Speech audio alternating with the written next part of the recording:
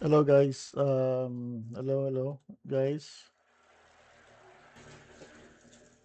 Hello guys. So, ito yung ano natin guys yung auto inye. Ito kasi yung gusto ng lahat na hindi ko pa nagawa. So, gumawa ako ng auto inye. So, ito. Maglalagay ako ng ano. Ang bagong app ko kasi ngayon is pwede mo i-drag and drop.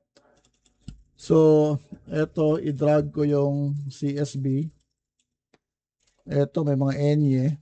So, maglagay ba tayo ng ano. So, meron siyang enye dito sa last, meron siyang isa last, tapos meron siyang isa sa gitna.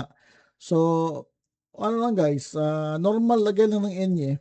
Tapos, dito guys, meron siyang auto enye, enable, disable ha. Pag naka-auto, kasi may mga fonts na may enye kaya ginawa ko siya ng auto enye, tapos disable enye, yan. So, tapos yun guys, ipasok ko itong PSD ko, yan, i-drag ko lang. Yan. Medyo matagal. Na-drag ba? Ay, hindi para PSD yun. Wait lang. Ito yung PSD. Yan. Kanina pa JPEG yun kaya wala. Tapos, open ko si Photoshop para makita natin. So, ngayon nga guys, start ko na dyan sa'yo. Yan. So, yan, nag-start na siya. So, sa-side ko lang muna yung app para makita nyo yung lahat. Yan. Galvan. Yan, naglagyan niya ng NE sa taas. So, automatic NE siya, guys.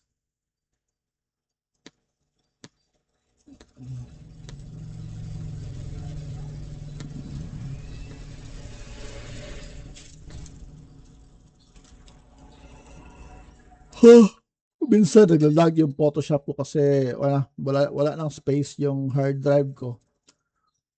Kaya, minsan naglalag siya.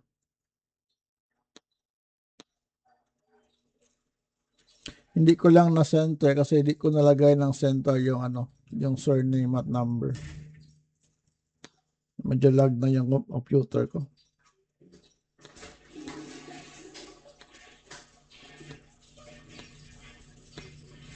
Yan. So, L niya, yung N niya is nasa gitna ata. Yan. So, nasa gitna yung N niya, automatic, nilagyan siya ng N. So, ito yung guys, ang auto Any sa auto size. Matagal ko na, maraming nag-request nito nga sana may Any kasi nahirapan na siya, lalo na yung mga lista is maraming Any.